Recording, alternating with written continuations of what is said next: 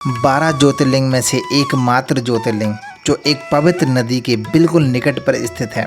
भगवान शिव तीनों लोकों का भ्रमण करने के बाद माता पार्वती के साथ चौसर खेलने आते हैं और उसी स्थान पर विश्राम भी करते हैं। वह ज्योतिर्लिंग है ओमकारेश्वर ज्योतिर्लिंग। तो हम आज ओमकारेश्वर के संपूर्ण दर्शन कराने जा रहे हैं। तो मैं हूं आकाश पटेल। मैं निकला हूं संस्कार धानी जबलपुर से महाराष्ट्र की तीनों ज्योतिर्लिंग और एक शक्तिपीठ के दर्शन के लिए।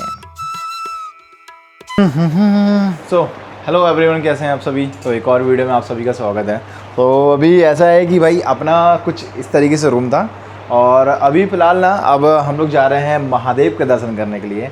तो महादेव के दर्शन करने के लिए चलते हैं। अप्रॉक्स अभी बज गया है 9 बजने वाले हैं। हम लोग को पहले जल्दी उठना था, परंतु हम लोग एडिटिंग के कारण थोड़ा सा रील के चक्कर में, वो भी इंस्टाग्राम पे अपना डालते हैं, वो भी है संस्कारों की दानी, उसमें जाके फॉलो ज़रूर करना। और फिलहाल तो अभी ऐसा है कि अपन ने जो कपड़े अपन को पहन के चलना है अपन ने यहाँ पर रख दिए हैं, और जो अपन अभी पहने हैं वो दर्शन करने के बाद सीधा आएँगे और इसको अपन फिर से रख देंगे, फोल्ड करके पैकिंग कर देंगे। और पैकिंग करने के बाद सीधा अब रूम की बात करूं तो ये कुछ इस तरीके से रूम है। ये अब रूम मिला था अपन को 1200 रुपये में, तो बढ़िया है। बस यहाँ से 200-300 मीटर मंदिर है, वहाँ से ममलेश्वर मंदिर है। ममलेश्वर मंदिर के बाद नीचे घाट है, घाट के दर्शन भी कर सकते हैं। इसके बाद अपन झूला पुल से होते हुए महादेव के दर्शन करने चलेंगे। तो पीछे वाली जो बिल्डिंग दिख रही है ना, इसमें हम लोग नाइट स्टे किए थे। ओमकारेश्वर ज्योतिर्लिंग के दर्शन करने के लिए आपको 1 से 2 दिन पहले ऑनलाइन टिकट बुक करनी पड़ती है, जिसका शुल्क मात्र ओनली 300 रुपये रहता है, परंतु बुकिंग स्लॉट लिमिटेड रहती है। यदि आप टिकट करा लेते हैं तो आपको 30 मिनट पर दर्शन हो जाते हैं। यदि आप टिकट नहीं कराते हैं, नॉर्मल लाइन पर लगते हैं, तो आपको 3 से 4 घंटे तक लग सकते हैं। तो यार हमारे साथ दिक्कत ये हो गई है, कल हम लोग आए थे और कल ही हम लोगों को ना यहाँ पर स्लॉट बुक करना था, परंतु हम लोग स्लॉट बुक नहीं कर पाए। और बिना बुकिंग मतलब बुक करना पड़ता है, और बिना बुकिंग के हम लोग यहाँ पे आ गए हैं। तो अपने साथ दिक्कत ये हो गई है। देखो दर्शन कैसे होते हैं। और भाई 300 रुपये लग रहे हैं पर पर्सन का बुक करने का। यदि आप ऑनलाइन करते हो तो भाई जो हमने जो गलती की है ना, वो गलती आप लोग ही मत करना। मतलब 300 रुपये लग रहे हैं पर पर्सन, और 1-2 दिन पहले ही आपको बुक करना पड़ता है, जो कि अपन ने किया नहीं है। और वो है सामने महादेव का मंदिर। भाई काफ़ी भीड़ है।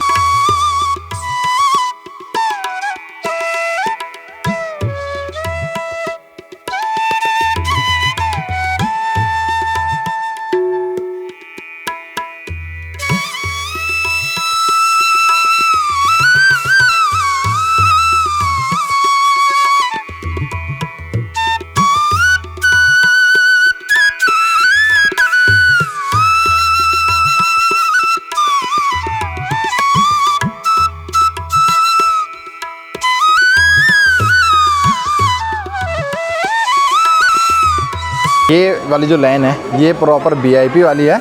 आगे गार्ड लगे हुए हैं और गार्ड प्रॉपर चेक करता है कि आपके हाथ में वो स्टिकर है कि नहीं। स्टिकर नहीं होगा तो आपको वहाँ से जाने नहीं दिएगा। इसलिए अपन इस लाइन से आ गए हैं, वहाँ जाने की जरूरत नहीं है कि इतना फिर चलना पड़ेगा, ये चीज़ होता है। तो वीआईपी नॉन वीआईपी, तो सबसे पहले अपन करते हैं दर्शन। दर्शन के बाद जितनी भी ओमकारेश्वर की जितनी भी प्लेसेस हैं ना, उनको हम कवर करने के लिए अच्छे से जाएंगे।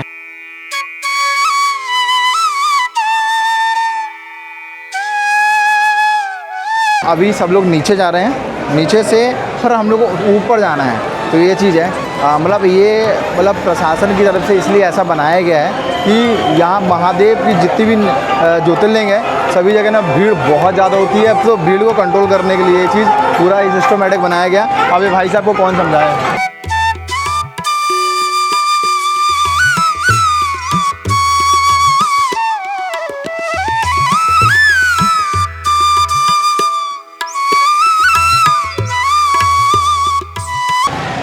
तो हम लोग चल रहे हैं अभी जीरो रैंप पर। जीरो रैंप का मतलब ये होता है कि महादेव के पास यदि आपको बस जाना है ना, तो आपको पहले शून्य होना पड़ेगा। शून्य होने के बाद, वैसे महादेव के सामने तो शून्य ही रहते हैं, शून्य होंगे तभी तो महादेव के पास आप पहुंच पाएंगे। कि आपको यहाँ पे पानी की पूरी सुविधा मिलेगी, पानी पियो आराम से, है पानी। देखिए क्या है, हम लोग क्या कर रहे हैं, देखो चाहते हम लोग यहाँ से भी जा सकते हैं, यहाँ पे क्रॉस करके, परंतु वही महादेव के सामने ज़ीरो होना पड़ेगा प्रॉपर।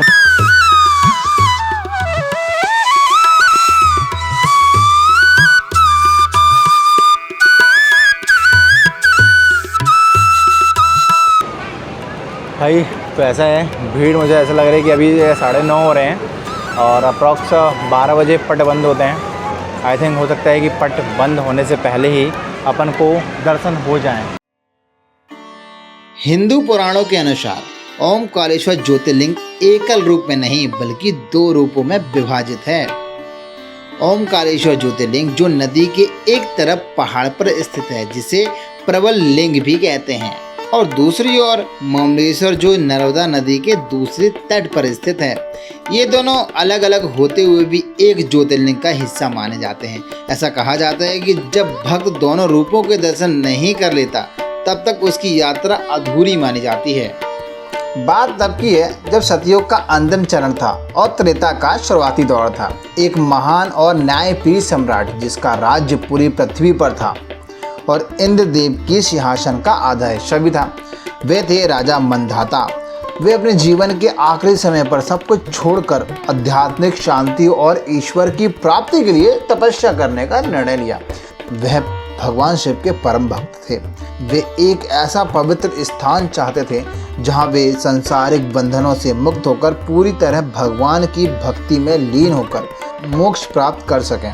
वे घूमते हुए नर्मदा नदी के तट पर स्थित एक पर्वत पर पहुंचे जिसे आज हम ओमकारेश्वर और मंधाता पर्वत कहते हैं। यह स्थान उन्हें शांतिपूर्ण और अलौकिक लगा और राजा मंधाता ने इसी पर्वत पर बैठकर भगवान शिव की घोर तपस्या की। उनकी भक्ति से प्रसन्न होकर भगवान शिव प्रकट हुए और राजा मंधाता ने उनसे प्रार्थना की वे इसी स्थान पर जन कल्याण के लिए हमेशा के लिए निवास करें। महादेव ने उनकी यह इच्छा स्वीकार की और वहीं पर ज्योतिर्लिंग रूप पर स्थापित हो गए, जिसे आज हम ओमकारेश्वर ज्योतिर्लिंग के नाम से जानते हैं। जिस पर्वत पर ज्योतिर्लिंग स्थित है, राजा मंधाता की तपस्या के कारण से इसे आज हम मंधाता पर्वत के नाम से भी जानते हैं।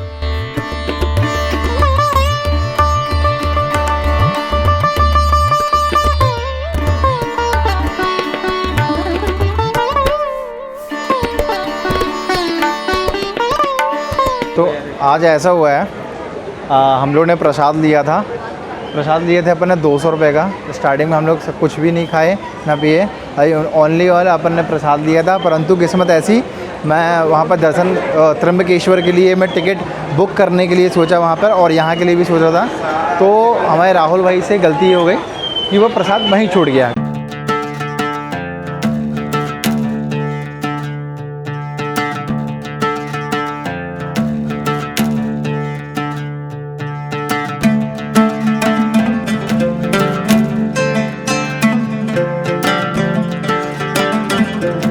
झूला पुल में जब खड़े होते हो ना, तो एक्चुअल में आप फील करोगे कि झूला एक्चुअल में झूल रहा है।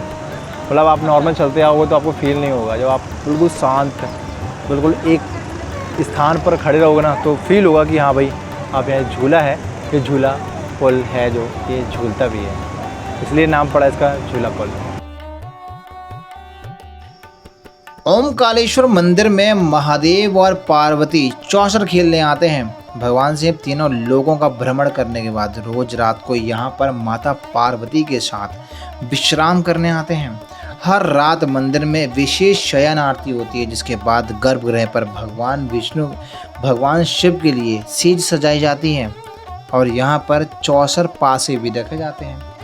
आश्चर्य की बात तो तब होती है जब सुबह मंदिर के पट खुलते हैं, तब वहाँ पर पासे बिखरे हुए होते हैं और सेज पर सलवटें मिलती हैं, जैसे वहाँ पर सचमुच कोई विश्राम करके गया हो। और कहा जाता है कि भगवान शिव हर रात माता पार्वती जी के साथ ओमकारेश्वर में ही विश्राम करने हर रात आते हैं।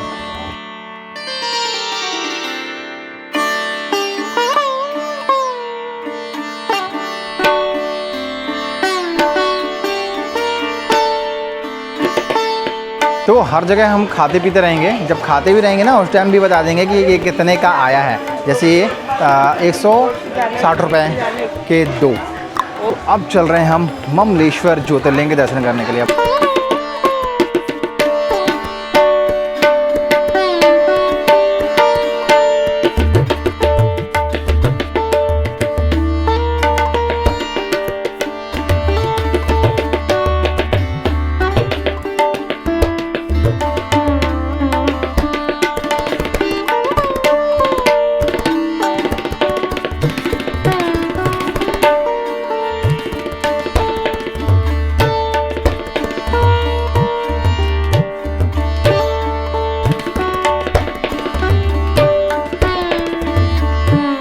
तो ये है ममलेश्वर ज्योतिर्लिंग।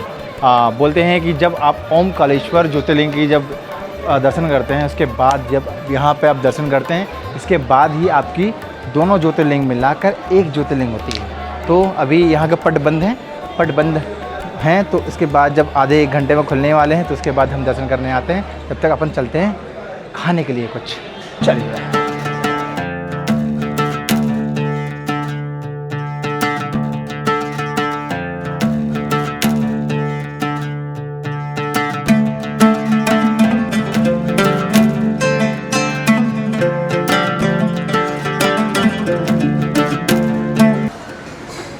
तो दाल चावल सेव टमाटर की सब्जी। वही एक बार देखो। हाँ जी भाई साहब, खाना खा लिए, बन गया 500 का बिल। सीन ऐसा हो गया है, जैसे हम खाना खाने के बाद जैसे रूम में आए, 5-10 मिनट के लिए सोचे कि रेस्ट कर लेते हैं। दिक्कत ये हो गई है, पानी पूरे में हो चुका है और अप्रॉक्स अभी बज गया है 6 और ज़्यादा समय बचा नहीं है। 7 बजे तक, 7:30 बजे तक यहाँ पे उजाला रहता है। जो जबलपुर के अकॉर्डिंग यहाँ पे लेट सनसेट होता है, मतलब लेट दिन डूबता है। तो वही हम सोच रहे हैं कि आप हमारे पास मतलब अभी ना 1 से 1.5 घंटा है, तो 1 से 1.5 घंटे में थोड़ा बहुत कुछ एक्सप्लोर कर लेते हैं। और अभी भी पानी गिर ही रहा है। हम सोचते थे कि एरियल शॉट लेते हैं, परंतु एरियल शॉट बिल्कुल भी नहीं आ पाया है पानी के चक्कर में। तो रेनकोट पहन लिए हैं, इसका मतलब कुछ ना कुछ एक्सप्लोर करने जा रहे हैं। किस्मत हो तो इसे कहते हैं। जैसे ही अपन रूम के बाहर निकले ना, पानी हो गया बंद। जी, रेनकोट भला ही पहन लिए हैं। जितनी जल्दी हो सके हम 1 घंटे में एक्सप्लोर करने की कोशिश करेंगे, क्योंकि क्या है ना, समय हमारा हो गया है ख़राब और आज ही के दिन हमें निकलना था सप्तशृंगी माता जी के दर्शन करने के लिए। अप्रॉक्स इतने टाइम हम सप्तशृंगी माता जी के दर्शन करने के लिए निकल जाते, यदि हमारे दर्शन अच्छे हो जाते तो, जल्दी हो जाते तो। और बस थोड़ा सा लोचा हो गया। अपन को पता नहीं था कि भाई पहले से रजिस्ट्रेशन करवा के रखना पड़ता है। तो ये दर्शन करने के लिए यहाँ से रास्ता जाते हैं और पहले हम जाते हैं जो डैम बना हुआ है, डैम जाते हैं पहले देखने के लिए।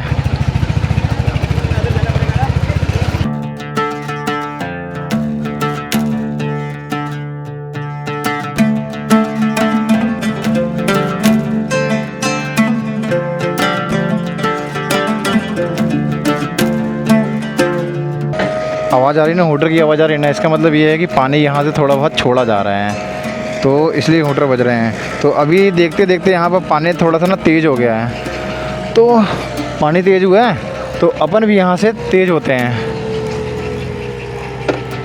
जब ये रात हो जाएगी ना प्रॉपर, तो रात को अलग ही नज़ारा रहता है, तो रात का भी नज़ारा दिखाएंगे। तो फिलहाल अभी जो आप ये मंदिर देख रहे हैं, टापू जो मंधाता पर्वत है ना, प्रॉपर मंधाता पर्वत में चलते हैं अभी। तो भाई देख रहे हो जाम, जाम। मंधाता पर्वत जाने के लिए बस स्टैंड के बाजू से एक रास्ता है, तो ओल्ड जो पुराना जो ब्रिज है, ब्रिज से होते हुए जाएंगे। तो ये है बस स्टॉप, बस स्टैंड, और अपन को चलना है आई थिंक यहाँ से। तो ये सीधा जाएगा मंधाता पर्वत।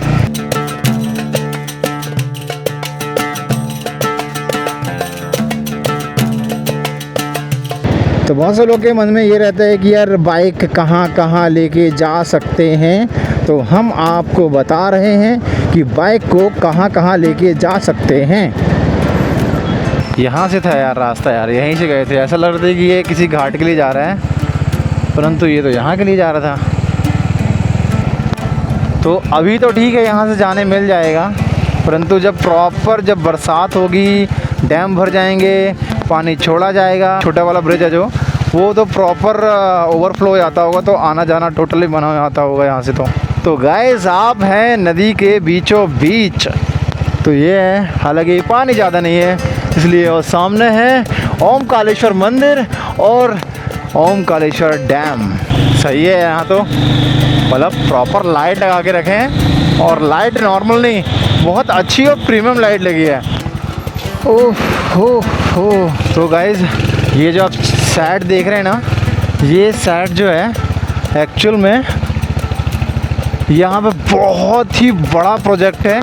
आदि शंकराचार्य जी की जो मूर्ति है यहाँ पर, भाई आप लोगों को दिख नहीं रहा होगा, परंतु हमें दिखाने का हमें मालूम है आपको किस तरीके से दिखाया जा सकता है।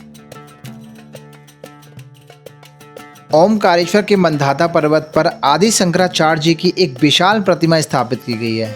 एकात्मता की प्रतिमा मतलब स्टैच्यू ऑफ ऑनर नाम दिया गया। आदि शंकराचार्य की इस 108 फीट ऊंची भव्य काश प्रतिमा का अनावरण 21 सितंबर 2023 में किया गया था। ओमकारेश्वर ही वह पवित्र स्थान है जहां आदि शंकराचार्य अपने बचपन में लगभग 8 वर्ष की आयु में केरल से चलकर आए थे। यहीं पर उन्होंने गुरु गोविंद भगवत पाद से मिले थे। उन्होंने इसी स्थान पर रहकर शिक्षा ली, गुरु से दीक्षा प्राप्त की और यहीं से सनातन धर्म की प्रगति के लिए भारत भ्रमण की शुरुआत किए थे। इसलिए यह प्रतिमा उनके बाल्यकाल को दर्शाता है। मंधाता पर्वत में बहुत सारे ऐसे पॉइंट है जो घूमने के लिए है, परंतु दिक्कत ये है कि अभी यहाँ पे ना काम चल रहा है बहुत ज़्यादा, बहुत बड़ा प्रोजेक्ट है। इस चक्कर में बहुत से पॉइंट ना बंद करके रखे हैं, बंद कर दिए गए हैं। इसलिए अभी मात्र आदि शंकराचार्य जी को जो 108 फीट की जो मूर्ति है ना, बस इन्हीं के दर्शन कर पाए हैं अपन। तो अभी आज गए हैं ममलेश्वर महादेव के दर्शन करने के लिए। काफ़ी समय हो गया है, अप्रॉक्स 8 बज रहे होंगे। चलो चलते हैं।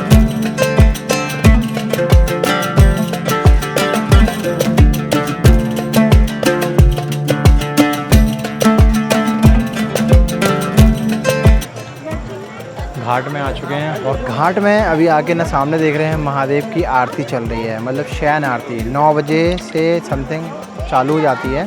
तो अभी शयन आरती चल रही है। शयन का मतलब महादेव और माँ पार्वती यहाँ पर आके इस समय शयन करते हैं, इसलिए बोलते हैं शयन आरती। यार एक बात तो है, यहाँ से जो मैं देख पा रहा हूँ ना, मुझे लगता है कि जो मैं यहाँ से देख पा रहा हूँ ना, वो सामने से देखने में इतना मज़ा नहीं है। आप लोग जो आप देखोगे ना, उसकी बात अलग है, क्योंकि वो ऊपर से रहेगा।